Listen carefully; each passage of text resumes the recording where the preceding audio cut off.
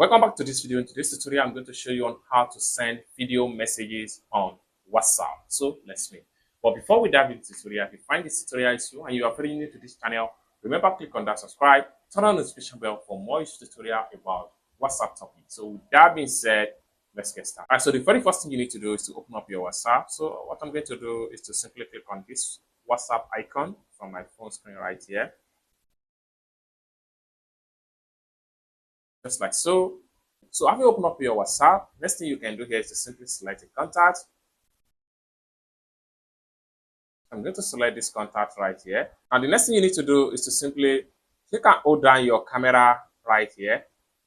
So when you click and hold down, so you click and hold it this way. Then click on continue. Then click on allow. Then you have to go back and click and hold down again and swipe to the top just like so.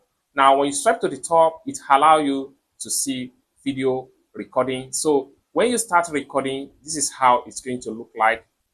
You can say whatever you want to say in video message like this. Once you are done with your recording, then you can simply click on pause. Then it's as simple as that.